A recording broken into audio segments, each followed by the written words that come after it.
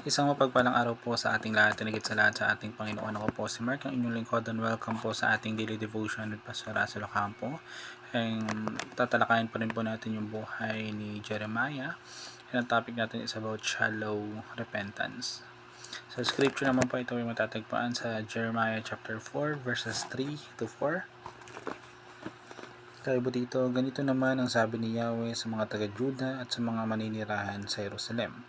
Bungkalin ninyong muli ang napabayaang lupa, huwag ninyong ihasik ang binhi sa gitna ng dawagan.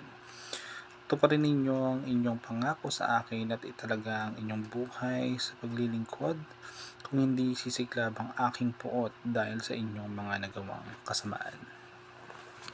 Sa ating unang katuruan, God desires genuine repentance, not outward religion. So yung nais ng ating Panginoon is yung tunay na pagsisisi at pagbabago ng ating mga kalooban.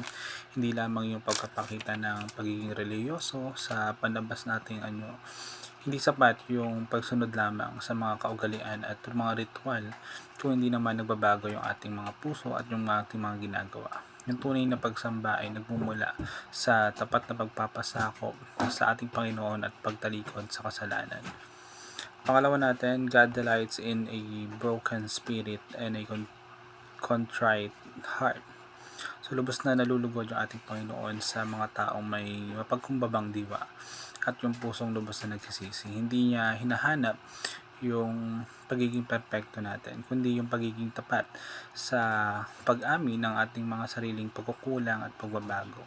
At yung pusong bukas sa kanyang pagwawasto ay ang pinakamagandang handog na maibibigay natin sa ating Panginoon.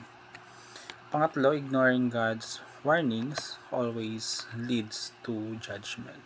So yung patuloy na pagkasawalang bahala sa mga babala ng ating Panginoon ay tiyak na hahantong sa judgment.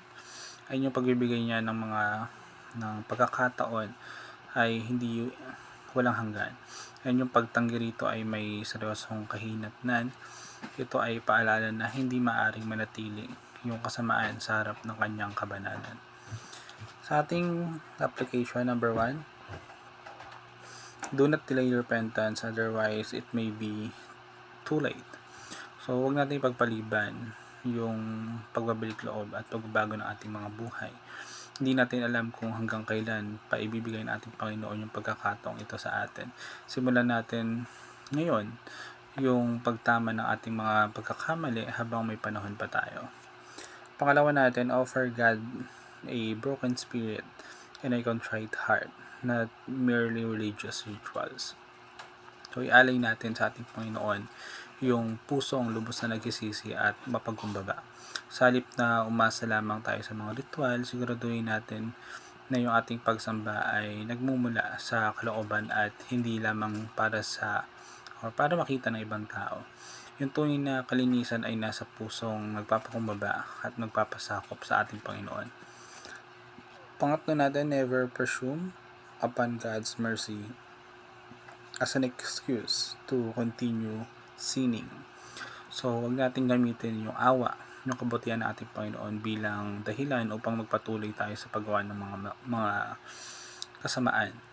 Yung kanyang pagiging mapagpatawad ay dapat maging daan upang tayo ay magbago ng lubusan at hindi ito upang abusuhin.